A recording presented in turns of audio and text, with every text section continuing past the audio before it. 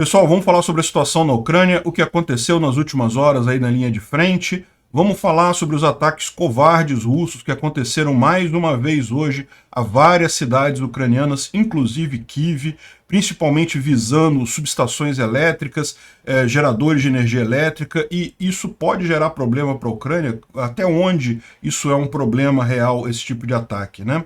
Vamos falar também sobre o avião que caiu em Yeisk, na Rússia, e atingiu um prédio residencial lá.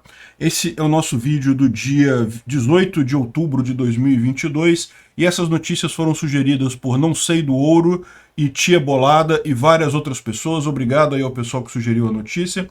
Obrigado a você que está assistindo o nosso vídeo. Se você gosta do nosso conteúdo, por favor, não esqueça de deixar o seu like e de se inscrever aqui no canal, né? Pois bem, vamos falar da linha de frente mais adiante. Eu adianto a vocês que tem muito pouca alteração. Teve algum desdobramento aqui na região de Kupiansk, algum avanço ucraniano por aqui. Houve algumas novidades também aqui em Kherson, mas é pouca coisa. O que chamou atenção hoje mesmo foram mais um dia de ataque, vários mísseis, vários drones iranianos, em mais um ataque russo contra cidades ucranianas. Ataques a alvos civis. Então, por exemplo, aqui em Mykolaiv, Mykolaiv é essa cidade que fica aqui próximo a Kherson, essa cidade aqui, repara que toda essa área azul escura aqui, ou cinza escura aqui, ela chegou a ser tomada pelos russos. Então Mykolaiv chegou quase a ser cercada pelos russos lá no início da guerra, mas os ucranianos já retomaram toda essa área aqui. Mas a cidade de Mykolaiv ainda é um alvo frequente, e ontem foi atingida por drones e por mísseis S-300, né? Então, foi atingido o centro da cidade, ou seja, alvos civis, alvos sem nenhuma relevância militar, mais uma vez, alvos civis, alvos sem nenhuma importância militar, o padrão que a gente vem observando nos últimos dias de ataques da Rússia na Ucrânia, né? Não foi só lá, aqui também em Dnipro, dá para ver que foi atingida uma grande instalação aqui. Não dá para saber se é uma termoelétrica ou se é uma fábrica ou algo do gênero. Esse tipo de vídeo aqui não é recomendável divulgar esse tipo de vídeo, porque repara que ele dá bem a noção de onde atingiu o míssil russo. Então seria um tipo de vídeo que não pode ser divulgado, mas eu estou divulgando aqui porque já está em todos os canais russos, então a essa altura não faz mais diferença, né? Mas dá para ver bem que atingiu essa estrutura aqui. É possível que seja uma planta de geração de energia elétrica, uma termoelétrica. Esses foram os principais alvos russos, né? E o objetivo deles é deixar a Ucrânia sem energia elétrica, evidentemente. Aqui é a mesma coisa em Kiev, um outro ataque também em Kiev, também visando instalações elétricas, subestações, geradores de energia elétrica. Ou seja, está mais do que claro que os russos pretendem fazer a sua campanha do pavor, né? Vamos deixar a Ucrânia sem energia elétrica no inverno, e daí vamos tentar congelar a população civil. Lembra, esse tipo de coisa faz muito pouca diferença para a linha de frente, para os combatentes ucranianos, né? A linha de frente tem todo o seu esquema, toda a sua preparação, independente da energia elétrica. Eles sabem que não podem contar com energia elétrica na linha de frente. Então, isso não afeta os soldados ucranianos, não afeta o aspecto militar da coisa. Isso aí apenas terroriza os civis, né, deixa todo mundo preocupado, porque realmente lá na Ucrânia, a essa altura do ano, já começa a cair a temperatura, né, estamos caminhando para o inverno e, evidentemente, isso deixa as pessoas muito preocupadas, né. Agora, esse tipo de ação russa também não é uma coisa assim tão eficaz quanto eles podem pensar, né? Porque o fato é que a rede elétrica ucraniana já está interligada com a rede elétrica da Europa. Aliás, algo que foi feito bem no início dessa guerra. Já havia um planejamento da Ucrânia de migrar a sua rede elétrica da Rússia. Ela era interligada com a Rússia e passou a ser interligada com a Europa. Já havia esse planejamento de fazer essa mudança, mas com o início da guerra isso foi acelerado, e já no início desse ano, foi março, abril, se não me engano, a Ucrânia conseguiu mudar a sua rede elétrica para a Europa já. Isso significa que provavelmente a Ucrânia vai ter que importar energia elétrica, né? É lógico, você tem também danos às subestações que podem ser preocupantes, que podem prejudicar o fornecimento em uma determinada área, mas isso é o tipo da coisa que também você pode corrigir com relativa facilidade. Esse tipo de ataque russo não apenas é uma covardia contra civis, um ataque claramente não militar, certamente fere as regras, as convenções de Geneva, né? Mas isso daí a gente sabe que os russos já ultrapassaram isso daí há muito tempo, já não estão nem aí para isso há muito tempo, né? Mas além disso é algo inefetivo também, é muito pouco provável que consigam um efeito, além de deixar alguns dias sem luz até fazer o reparo, né? Então o que está acontecendo nesse momento é justamente isso. Você pode ver aqui no mapa que tem alguns lugares aqui que estão sem energia elétrica, em Kiev e em Dnipro, que é aqui, a cidade de Dnipro, Zitomir também teve um ataque lá, enfim, essas cidades acabam ficando sem energia elétrica por algumas horas até a companhia conseguir restabelecer a coisa. E as geradoras de energia elétrica, que podem ser impactadas também, podem ficar fora do ar por mais tempo, isso pode ser suprido pelo próprio restante da Europa, né? Então não é algo tão efetivo quanto possa imaginar. O ataque hoje foi feito também com drones iranianos e com mísseis, tá? Então, ontem teve também um ataque com vários mísseis, ontem foi principalmente com drones iranianos, né? E lá em Mykolaiv, ontem, houve uma interceptação de todo um conjunto de mísseis, né? Eles mandaram 15 mísseis e dos 15, os ucranianos conseguiram destruir 11. Com bastante sucesso, de 73% de taxa de eficiência para eliminar esses mísseis, né? Os 4 que caíram, evidentemente, ainda causaram algum dano, mas o problema foi muito menor do que poderia ser, né? E hoje também, no dia 18 de outubro, teve várias ações, conseguiram destruir 6 drones iranianos, o Shahed 136, 4 mísseis Kalibr, que são muito usados pelos russos, e um X-101 ou X-555, que é um míssil de longo alcance muito poderoso, com uma carga muito grande, foi destruído também. E além disso, derrubaram um avião Su-25. Próximo a Kherson aconteceu essa derrubada. Então também o ataque de hoje poderia ser pior no final das contas. Esse aqui é o vídeo do míssil que foi interceptado no ar pela defesa antiaérea ucraniana, né? Esse tipo de interceptação, isso daqui é lógico, é muito importante, esses mísseis causam muito dano, eles têm uma força muito grande, mas veja, justamente a Ucrânia já tem defesa antiaérea para isso daí. Esse tipo de interceptação aqui faz todo sentido econômico, por quê? Porque você está gastando um míssil de defesa antiaérea que custa milhões de dólares para derrubar um míssil de ataque aéreo que também custa milhões de dólares. Então é algo que está equilibrado, isso daqui funciona, né? Agora, qual que é o problema que a Ucrânia tem? Como a gente viu ontem, os russos estão usando cada vez mais os drones iranianos, e os drones iranianos são muito baratos. Eu falei o preço $200 mil, mas eu soube que o Marcelo, lá do Hoje no Mundo Militar, falou que custam $20 mil. Pode ser que eu tenha me enganado onde eu vi esse valor do drone, mas o ponto central é que, no final das contas, são drones muito baratos. E daí a Ucrânia poderia usar as defesas antiaéreas delas para derrubar esses drones, mas você fica naquela situação, você acaba gastando um míssil de milhões de dólares para derrubar um drone que custa pouco. Aí, rapidamente, o balanço econômico da coisa acaba te desfavorecendo, né? Então, o que está se falando justamente é que os Estados Unidos estão agilizando a entrega de sistemas de terra-ar, né, para acabar com a questão dos drones iranianos, ou seja, sistemas que sejam mais capazes de lidar com isso, portanto, sistemas mais baratos, né? Sistemas em que o míssil não é tão caro assim para derrubar um drone desse tipo. De qualquer forma, a gente imagina que isso vai levar algum tempo, esses sistemas antiaéreos não são rápidos de serem colocados funcionais, né? Demoram um tempo para serem colocados de forma totalmente, implementados de forma totalmente funcional, mas a solução está vindo aí, né? Essa é a ideia desse tipo de coisa. E o Svitla falou aqui o ponto central dessa história, que é óbvio a essa altura do campeonato, né?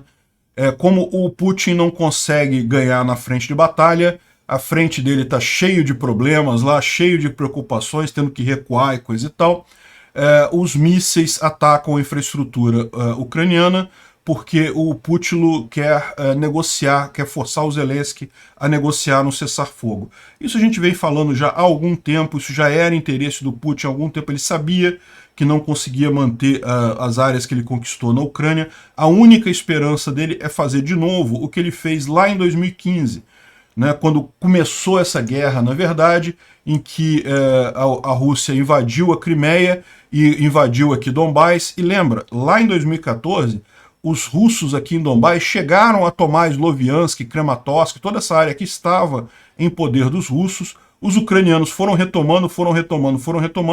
Os russos perceberam que não iriam conseguir manter aquilo ali, só que aí na última hora vieram com aquele papo de não, vamos fazer um cessar-fogo e negociar e coisa e tal. E na época o Poroshenko, que era o presidente da Ucrânia, aceitou essa proposta para vamos fazer um cessar-fogo. Houve uma pressão da comunidade internacional também para tranquilizar a coisa, vamos fazer um cessar-fogo. E aí, ou seja, o que aconteceu? Congelou o domínio russo nessa região, os russos iriam perder isso daqui. É verdade, naquela época não havia ainda previsão de retomada da Crimeia, mas certamente depois de retomarem o Donbás, os ucranianos iriam retomar a Crimeia também. Os russos não tinham como manter esses territórios. O cessar-fogo permitiu que eles justamente reforçassem a área, botassem, fizessem mais posições defensivas, forçassem mais, tirassem mais ucranianos dali, colocassem mais russos na área. Isso é um ponto que hoje tem gente levantando que, que tem mais russo na Crimeia do que ucraniano e coisa e tal, então a Crimeia tem que ser russa também. Mas sabe por que tem mais russo que ucraniano? Porque depois que a Rússia invadiu, eles usaram a mesma técnica do Stalin na época da União Soviética. Deportaram um monte de ucranianos para outros lugares da Rússia e trouxeram um monte de russos para a Crimeia. Então, ou seja, você ficou aí sim, né? Não tem como evitar. Mas não muda o fato de que a Crimeia é ucraniana, não tem outra alternativa. Se deixar o Putin usar esse truque aqui, ele vai querer usar isso com outros países também. Enfim, o cessar-fogo lá em 2015, no início de 2015, que é o Tratado de Minsk, que é conhecido, foi o que permitiu aos russos segurar essa área que eles tinham conquistado aqui. E eles querem fazer a mesma coisa de novo. Querem que os ucranianos negociem um cessar-fogo. Não, vamos acabar com o problema, tá vendo? Vocês estão sofrendo, as suas cidades estão sofrendo. Vamos acabar com o problema e negociar um cessar-fogo. Eles só estão fazendo isso porque eles sabem que querem, não conseguem manter essa área, estão perdendo na linha de batalha, e daí precisam disso, né? Só que os ucranianos não são burros, né? Já viram que, olha só, quando fizeram o cessar-fogo lá atrás, vamos negociar depois, negociou, não mudou nada, serviu ao contrário apenas para os russos reforçarem essas áreas, e agora certamente aconteceria a mesma coisa. Vamos supor que o ucraniano aceite negociar, vamos fazer um cessar-fogo, parar por aqui, depois a gente negocia, coisa e tal. O que vai acontecer? Isso vai durar 8, 10 anos, daqui a pouco vai vir o Putin, ou o sucessor do Putin, ou qualquer outro maluco lá na Rússia, e vai resolver invadir mais um pouquinho para ganhar mais um pedaço da Ucrânia. Ou seja, esse tipo de solução não existe mais, né? E felizmente a gente está vendo que os países ocidentais também percebem que não tem base para apoiar a Rússia nesse pedido de cessar-fogo. Essa coisa dos russos atingirem alvos civis, atingirem a energia elétrica, esse tipo de coisa, mostra só o desespero dos russos, justamente por não conseguirem avançar no campo de batalha, não conseguirem sequer manter o que eles conquistaram, né? Bom, vamos falar um pouco sobre justamente o pouco que a gente sabe da frente de batalha, né? Como a gente falou no vídeo de ontem, os ucranianos decretaram silêncio operacional na região de Kherson, então a gente não tem nenhuma informação sobre eventuais avanços, nada que está acontecendo lá, está tudo quieto. Os Telegram russos também foram ordenados pelo Kremlin a não falar sobre o assunto, então nem isso a gente tem para pegar notícia. A informação que a gente tem aqui é que os colaboradores russos e suas famílias estão saindo de Kherson. Kherson, vocês sabem, essa cidade aqui é a maior cidade ucraniana que foi tomada pelos russos logo no início da guerra, né? E é uma cidade muito importante por vários motivos, e os ucranianos estão avançando aqui nessa região, na margem direita do Dnipro. A gente sabe que está tendo um avanço ucraniano aqui, o que a gente não tem é informação de até onde está indo, de que forma isso está acontecendo, e certamente há também avanços nessa região aqui em direção a Kherson. a ponto dos russos estarem preocupados, estarem tirando as famílias e os colaboradores daqui, né? Eles refizeram a ponte de Antonívica através de barcas, olha só. Eles botaram um monte de barca. A ponte de Antonívica, vocês sabem, é essa ponte aqui, que é a principal ligação da margem direita com a margem esquerda do rio Dnipro, próxima a Kherson. Era muito usada. Alguns meses atrás, os ucranianos, justamente dentro da proposta de contraofensiva deles em Kherson, eles atingiram a ponte com mísseis, né, com HIMARS, com Excaliburs, com vários tipos de mísseis, e tornaram a ponte totalmente impassável, ela está totalmente quebrada. Então os russos aparentemente fizeram uma passagem alternativa aqui com barcas no mar ao lado da ponte de Kherson, né? Dá para ver aqui, ó, tá vendo a ponte aqui em cima e embaixo um monte de barcaças aqui, uma ponte passando paralela a ela para permitir a passagem de suprimentos, né? Esse é o grande problema russo na região de Kherson. Os ucranianos fizeram uma jogada muito interessante de atrair os russos para a margem direita do Dnipro, para essa área aqui, e daí depois bombardearam as pontes, impedindo que os russos abastecessem essas tropas. Então as melhores tropas russas estão aqui, mas estão com pouco suprimento, com pouca munição, então com isso os ucranianos conseguem avançar, né? É lógico, esse tipo de solução é esperado que os russos fizessem esse tipo de coisa, e o pessoal já está até brincando aqui embaixo, dizendo que já chegou a hora do HIMARS, né, para acender o cigarro do russo lá, que vai destruir a barcaça, a ponte de barcaça deles aqui embaixo. Enfim, imagina-se que os ucranianos vão usar alguma coisa do tipo para impedir justamente que os russos usem por muito tempo essa ponte para abastecer suas tropas. É lógico, essa ponte também pode estar sendo usada para evacuação, tá? Havia rumores de retirada dos russos dessa margem direita do Dnipro, porque, como eu disse, do ponto de vista militar, eles não têm como manter essa guerra mais, não tem como manter os territórios que eles conquistaram. Então, existe gente dizendo que os russos estão fazendo um movimento de retirada da margem direita do Dnipro. A gente não sabe de nada, a gente não tem informações concretas de lá, por causa do silêncio operacional, mas eu acho que isso é uma coisa ruim para a Ucrânia, né? Porque justamente ela devia aproveitar que as melhores tropas russas estão presas do lado de cá, para justamente fazer prisioneiros de guerra e eventualmente destruir essas tropas. Essas tropas russas que estão aqui indo para outros lugares vão dificultar a guerra da Ucrânia mais adiante para os ucranianos, né? Bom, em termos de avanço aqui na região de Svatov, a gente teve um avanço em Pichany. Eu não sei como é que se pronuncia isso daqui, eu imagino que seja Pichany. Bom, enfim. Curioso aqui, se você notar, tem duas cidades com o nome Pichany aqui, uma próxima à outra, né? Isso deve dar uma confusão ali na região, mas, enfim, eu chequei no mapa, de fato tem. Essa daqui é a cidade maior, esse aqui é só um vilarejozinho pequenininho, mas que tem o mesmo nome da cidade. Bom, e o que está acontecendo aqui, né? Se a gente olhar essa frente aqui na região, como eu falei para vocês, recentemente os ucranianos conseguiram reverter alguns problemas que eles tinham por aqui e conseguiram avançar bastante aqui, e parece que também a região aqui de Pichany está ficando presa nessa região aqui, os ucranianos conseguem avançar nisso daqui, estão tomando mais áreas nessa região, né? Os russos também estão avançando alguma coisa aqui em algumas pequenas cidades aqui, fazendo justamente uma linha defensiva mais adiante aqui, mas essa linha defensiva está sendo feita aqui justamente porque os russos estavam tentando fazer ela mais aqui à frente, e os ucranianos conseguiram tomar, então eles estão refazendo essa linha um pouco mais para cá, né? Enfim, continuam os avanços ucranianos em direção a Svatov, já tem várias áreas aqui dentro do Oblast de Luhansk tomado por eles, mas vamos aguardar, né? E tem também aquela informação que a gente já falou ontem sobre mais um avanço, uma tentativa aqui dos russos de contra-atacar aqui em Kremina, mas a gente vai falar isso daqui a pouquinho.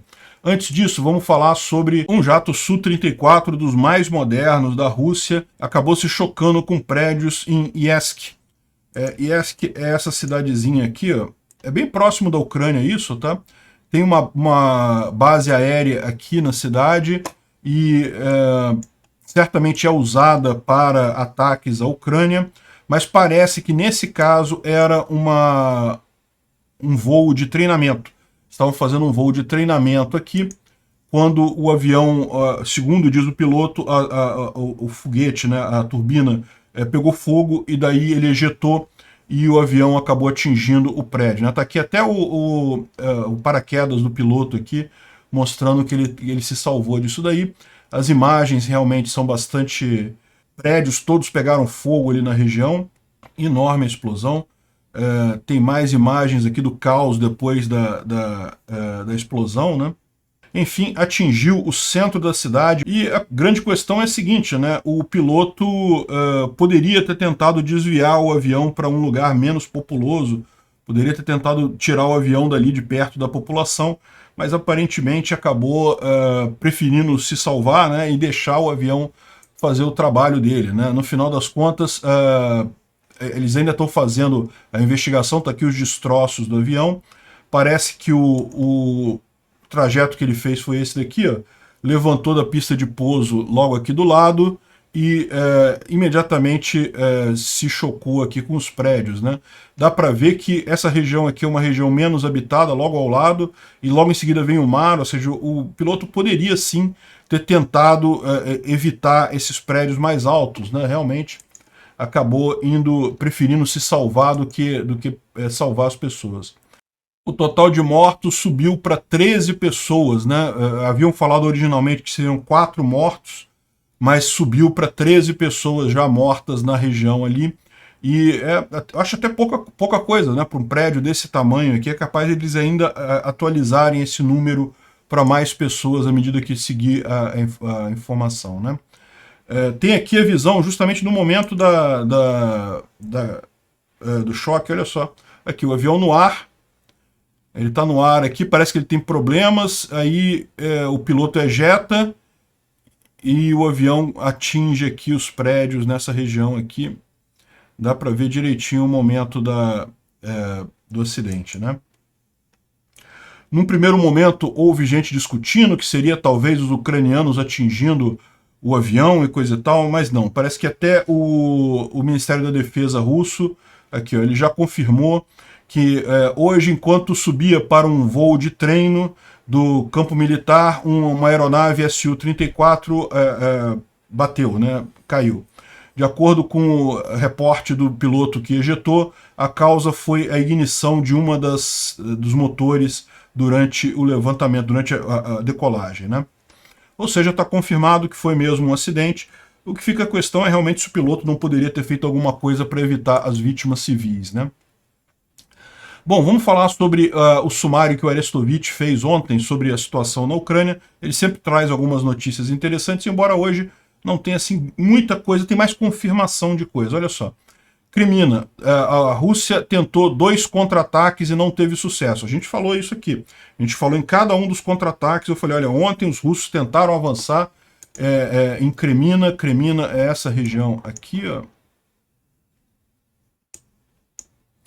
Crimina é essa cidade aqui. Essa margem esquerda dos Erebets já está dominada pelos ucranianos, mas a coisa de uma semana atrás os russos fizeram um contra-ataque, chegaram a tomar várias cidades aqui próximo ao rio Zerebets, que é esse rio grande aqui, mas os ucranianos contra-atacaram de sul e de norte, retomaram tudo. E quando foi, não sei se ontem ou anteontem, há poucos dias atrás, eles tentaram novamente essa mesma manobra, né? E eu expliquei para vocês também o porquê que eles estão fazendo isso. Justamente porque a linha defensiva deles ainda está muito fraca, então eles sabem que se ficarem parados esperando os ucranianos chegarem, os ucranianos vão chegar e vão tomar tudo. Eles estão aproveitando que chegou um monte de recruta novo, carne nova num pedaço, recruta descartável, bucha de canhão, e estão fazendo esses ataques, esses contra-ataques aqui, em que morre um monte de gente, no final das contas não ajuda em nada, não conquista nada, mas nesse meio tempo atrasa o progresso dos ucranianos por aqui, né? Em Bakhmut, ele fala aqui que os ataques continuam, né? A gente falou isso também nos últimos dias, os russos têm conseguido até avançar alguma coisa, muito pouca coisa, mas têm conseguido avançar. E o que ele fala é que a estimativa modesta é que a Rússia está perdendo uma companhia, 75 a 100 soldados, por dia, e que as novas ondas de corpos que caem na região ali, né? Essa área tem 2 barreiras de tropas para prevenir a deserção, ou seja, os russos estão usando os soldados novos. Bakhmut é mais aqui embaixo, né? Um pouquinho aqui para baixo. Bakhmut é aqui, né? E os russos estão atacando e estão botando os buchas de canhão na frente, tanto os prisioneiros que o Prigozhin recrutou lá no presídio, quanto os novos recrutas, e daí tem o pessoal para impedir a deserção. Tem duas colunas aqui para evitar que o pessoal fuja para a retaguarda. Se fugir é fuzilado, né? Ou seja, o cara tem que tentar passar para o lado, tentar atacar os ucranianos, porque senão é deserção. E eles têm que fazer isso, evidentemente, porque todo mundo já percebeu que é uma roubada. Estão avançando às custas de muito dano realmente, né? Avdivka, os russos também tentaram algum avanço, mas não conseguiram. O resto também não tem nenhuma grande mudança. E em Kherson estão dizendo que atingiram vários depósitos e concentrações de tropas recentemente mobilizadas e conseguiram matar um monte de gente ali. A gente já tinha falado sobre isso também. Então não tem nenhuma novidade ali.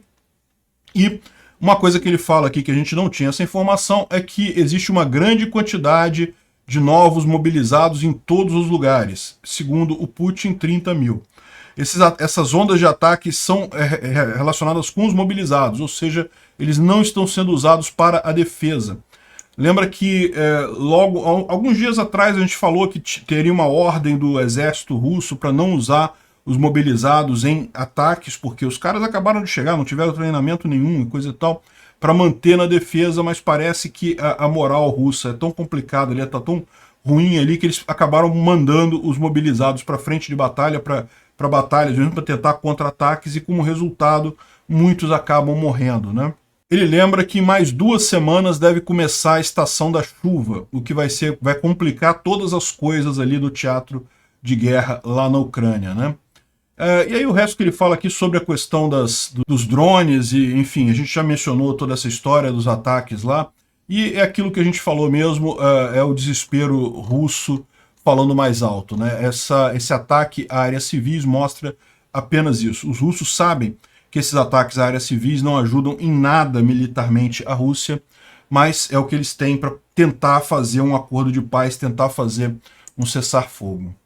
Bom, o Instituto para Estudo da Guerra traz para a gente algumas novidades aqui também, e de novo, a maior parte é basicamente confirmação do que a gente já falou, mas tem algumas novidades interessantes aqui. Ele explica, por exemplo, que aquele caso que teve em que 2 soldados fuzilaram vários outros soldados e oficiais ali na região de Belgorod, a gente falou sobre isso alguns dias atrás, na verdade parece que foi briga por questão de religião.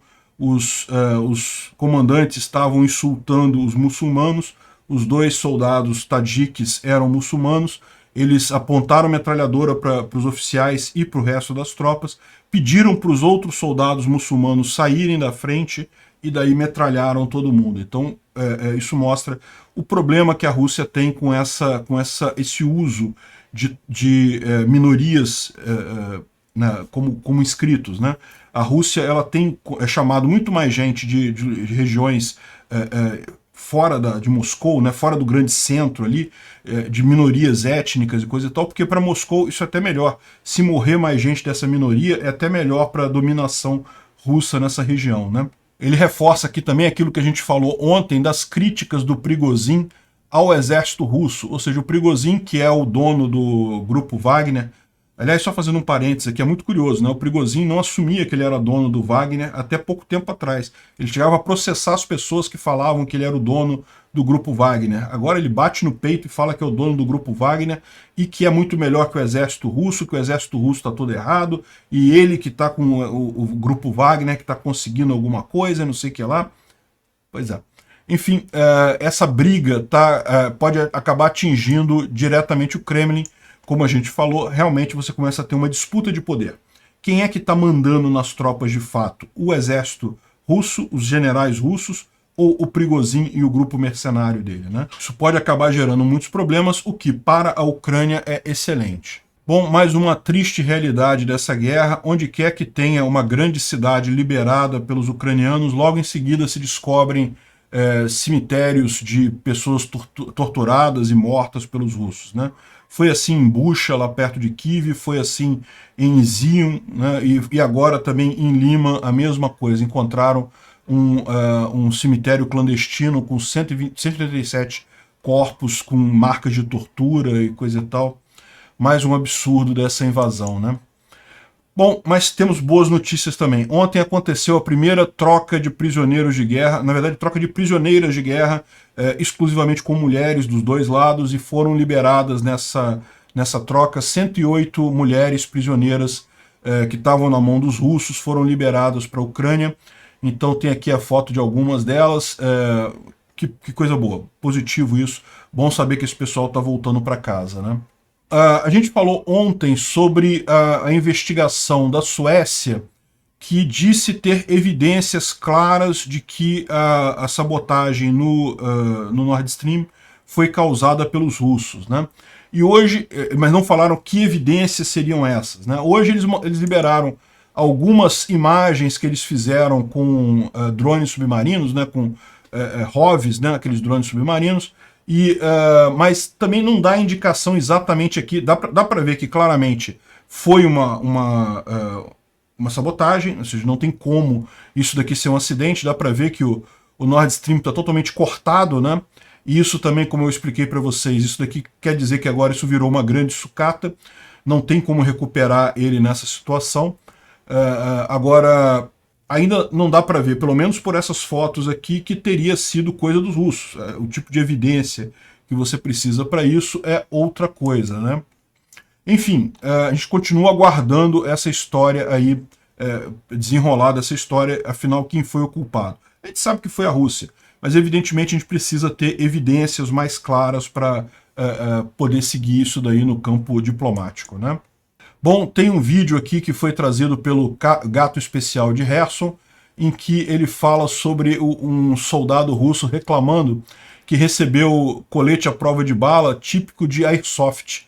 Airsoft, para quem não sabe, aqui no Brasil é conhecido como chumbinho, arma de chumbinho, né, que é com pressão do ar que você atira o chumbinho. E embora o chumbinho possa machucar uma pessoa, pode machucar, mas na verdade é difícil assim, um ferimento realmente sério, né? Menos que pegue, sei lá, no olho ou em algum lugar muito sensível, o chumbinho não vai causar nenhum dano mais sério numa pessoa. E o colete à prova de balas dele só segura airsoft, né? Certamente a gente sabe que a Rússia está com problemas disso, mas por que a Rússia tem problemas para equipar essas tropas, né? É a questão da corrupção lá no exército russo. Isso é uma coisa que é muito comum lá na Rússia. Isso era comum na Ucrânia também, tá?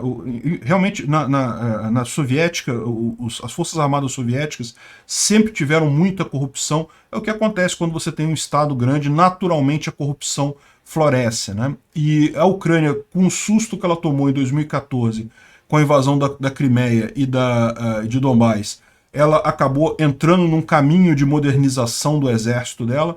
Não vou dizer que o exército ucraniano tenha zero corrupção, alguma coisa sempre tem, mas o patamar é muito melhor do que o russo. O russo ainda tem muita corrupção mesmo, justamente porque, em tese, corrupção no exército, nas forças armadas, é um negócio fácil de você fazer, de você se sair, e no final das contas, como a maior parte das compras é de reserva, nunca vai ser usada de fato, o pessoal consegue roubar e esconder esse fato durante muitos anos. O único problema é quando você realmente precisa do material.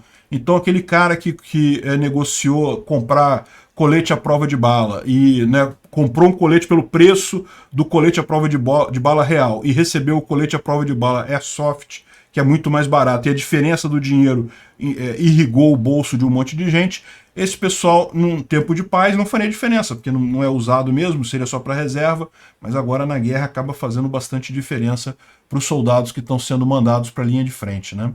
Realmente é triste a situação desse pessoal, e isso mostra também o problema do Putin. Por que o Putin está forçando tanto esse cessar-fogo, está querendo tanto atingir a Ucrânia para forçar a negociação? Porque ele sabe que essas tropas russas que ele está fazendo a mobilização agora e está mandando para a linha de frente não vão fazer tanta diferença assim. Ao contrário, vão acabar morrendo rápido, e isso vai acabar causando muitos problemas na própria Rússia, com os parentes, com os pais, mães, irmãos desses combatentes mortos a troco de nada, basicamente, né? Eu vi um vídeo muito legal aqui da Ana, que é uma ucraniana que está aqui no Brasil, e eu queria agradecer a Ana pelas palavras gentis dela. A Ana fez um vídeo agradecendo a minha cobertura da guerra da Ucrânia, e Ana, eu que agradeço a você e a todos os ucranianos. O mundo inteiro deve uma enorme dívida de gratidão aos ucranianos por defenderem a paz, né? Porque os ucranianos estão lutando pela paz, pela integridade territorial do país deles. Eu reconheço que existem muitas guerras, muitas brigas no mundo, que a questão é nebulosa, que não dá para saber quem está certo e quem está errado. Nesse caso não tem como. A Rússia invadiu a Ucrânia. A Ucrânia é um país democrático, tem lá seus problemas, mas é um país que está seguindo o seu caminho, buscando mais integração comercial com a Europa, fazendo a sua coisa. Os russos, por pura sede de território, por querer tomar território, por querer submeter o povo ucraniano à ideia lá do Putin, da grande Rússia, coisa e tal, invadiram a Ucrânia de forma covarde, sem nenhum sentido. E a Ucrânia, ao defender a integridade dela, está defendendo, na verdade, o mundo inteiro desse tipo de agressão. É o que eu falei desde o início dessa guerra. Se você aceita que um país pode invadir outro só porque tem mais armas, só porque tem armas nucleares, só porque tem um exército mais forte, meu amigo, nunca mais o mundo vai ter paz. O mundo inteiro deve uma dívida de gratidão enorme para os ucranianos, e eu lamento muito que o Brasil não esteja fazendo a parte que eu gostaria que estivesse. Acho que devia estar fazendo mais, mas enfim, é a situação que a gente tem, né? E aliás, então, mais uma vez, muito obrigado a Ana e obrigado a todos os ucranianos aí. E mais uma vez, o pessoal aqui no Brasil adora falar aquele negócio, não que a Rússia protegeu o Brasil de uma votação de internacionalização da Amazônia. Eu já falei para vocês inúmeras vezes, isso nunca aconteceu. A questão da internacionalização do Rio Amazonas chegou a ser discutida, sim, entre países no âmbito internacional, não na ONU, porque não havia ONU na época, mas em várias cortes internacionais, na época da virada do século XX, 1900 e pouquinho, que foi justamente a época em que o Brasil comprou o Acre da Bolívia, justamente para encerrar esse tipo de negociação, esse tipo de discussão. Com isso, toda a área navegável do Rio Amazonas, da Bacia do Amazonas, fica em terra brasileira hoje. E aí você não tem mais essa discussão. Foi justamente por isso que o Rio Branco, o diplomata brasileiro da época, é tão cultuado hoje. Em toda cidade brasileira tem uma avenida do Rio Branco.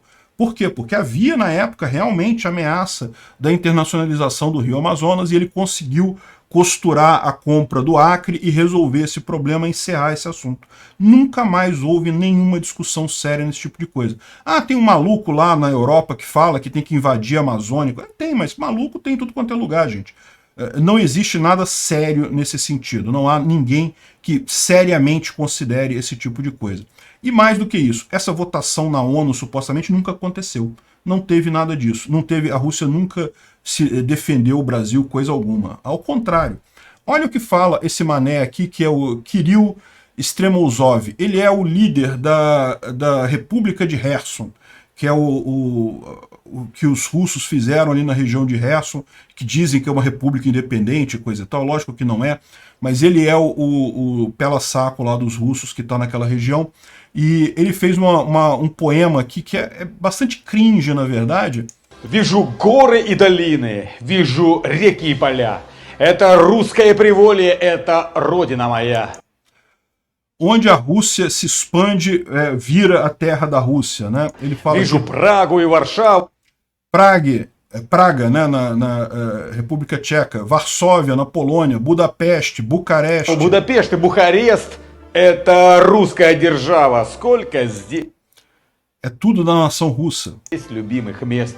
Вижу пагоды в Шри-Ланке и Корею, и Китай. Где бы я ни ехал в танке, Onde eu ando com meu tanque é tudo terra minha, é tudo terra amada nossa. всюду мой любимый край. Вижу речку Амазон. Eu vejo o Rio Amazonas e olha o que eu falei para vocês. É muito mais fácil, se você deixar a Rússia ganhar esse negócio, é muito mais fácil eles virem com ideia expansionista aqui para a Amazônia, de eles quererem tomar a Amazônia, é muito mais fácil eles fazerem isso do que Estados Unidos ou Europa quererem fazer isso. E se você acha que isso é uma coisa muito distante, lembra, a Venezuela está cheia de russo.